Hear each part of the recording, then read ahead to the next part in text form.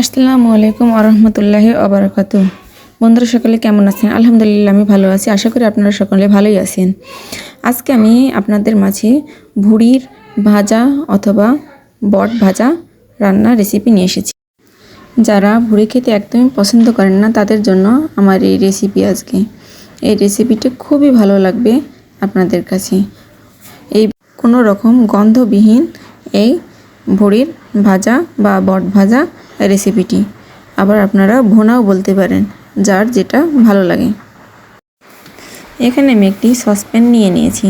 এর ভিতরে আমি হাফ কাপ তেল দিচ্ছি। যেহেতু ভুড়ি থেকে অনেক তেল বের হয়, এই কারণে আমি তেলটি কম করে দিয়েছি।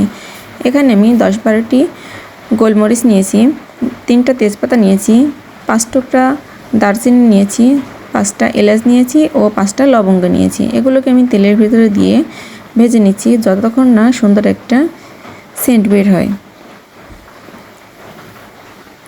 এই পর্যায়ে আমি এর ভিতরে 1 কাপ পেঁয়াজ কুচি দিয়ে দেব।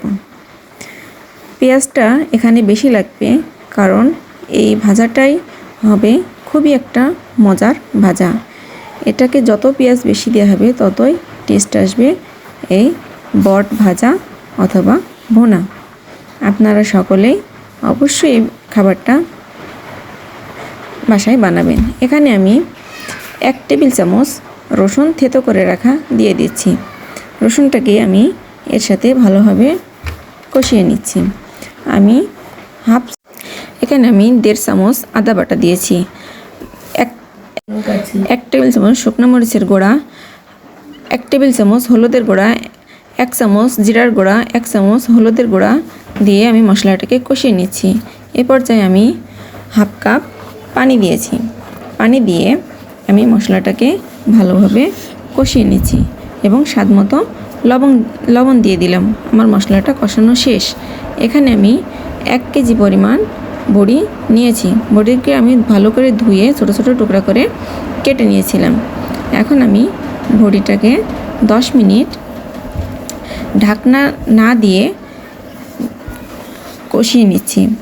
এই 10 মিনিট আমি ঢাকনা না দিয়ে কারণ বড়িতে যে একটা গ্যাস থাকে, সেটা এই 10 মিনিট ঢাকনা না দিয়ে রান্নার কারণে এই গ্যাসটা বের হয়ে যাবে। আমি হাই হিটে এখন 10 মিনিট বড়িটাকে কষিয়ে নিচ্ছি। এই ভুড়িটা খুবই মজা। যারা একদমই ভুড়ি খেতে পছন্দ করে না তাদের জন্য আমার আজকের এই রেসিপি। আপনারা অবশ্যই বাসায় এটা ট্রাই করবেন আর আমাকে জানাবেন কেমন লেগেছে আপনাদের কাছে আমার আজকের এই ভুড়ি ভুনা বা ভুড়ি ভাজা। এটাকে আমি 10 মিনিট হাই হিটে ভেজে নিয়েছি। এখন আমি এর ভিতরে 2 কাপ গরম পানি দিয়ে দেব। আপনারা চাইলে ঠান্ডা পানিও দিতে পারেন। গরম পানি দিলে এটি সহজেই বড়িটি সেদ্ধ হয়ে যাবে। এখন আমি এটাকে ঢাকনা দিয়ে ঢেকে দেব। এটাকে আমি ঢাকনা দিয়ে 1 ঘন্টা রান্না করে নেব। এখন আমি ঢাকনা দিয়ে এটাকে ঢেকে দিলাম। 1 ঘন্টা পরে আমি ফিরে আসছি। দেখুন আমার ভুড়িটা অনেকটা পানি টেনে নিয়েছে। আপনারা চাইলে এই পর্যায়েও এটাকে খেতে পারেন। আমি এর ভিতরে এখন 1 টেবিল চামচ ভাজা জিরার গুঁড়া দিয়ে দিচ্ছি। এ পর্যায়েও আপনারা এটাকে পরিবেশন করতে পারেন, কিন্তু আমি এটাকে আরও ভেজে নেব। তাহলে কি হবে, আমার অতিরিক্ত যে ঝোলটা সেটাকে টেনে নেবে আর এই ভুড়ি ভাজাটা খেতে খুবই ভালো লাগবে। এটা যতটা শুকিয়ে নিয়ে যাবে ঝোল, ততটাই টেস্টি হবে এটা খেতে। আপনারা অবশ্যই এটাকে বাসায় ট্রাই করবেন আর আমাকে লাইক কমেন্ট ও শেয়ার করে জানাবেন যে কেমন হয়েছে। কমেন্ট করে জানাবেন।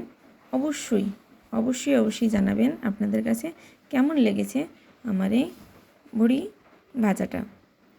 এটা খেতে অত্যন্ত মজাদার। এবং আমার চ্যানেলটিকে সাবস্ক্রাইব করবেন। দেখুন আমার এই ভুড়ি ভাজাটা রান্না করা শেষ। এখন এ পর্যায়ে আমি এটাকে আপনাদের মাঝে পরিবেশন করে দেখাবো।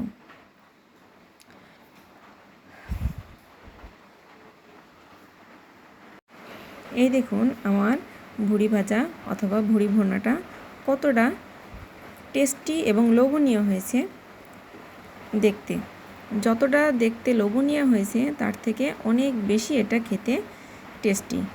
অবশ্যই আপনারা বাসায় এটা বানাবেন এবং আমাকে জানাবেন কেমন হয়েছে আপনাদের কাছে। আসসালামু আলাইকুম।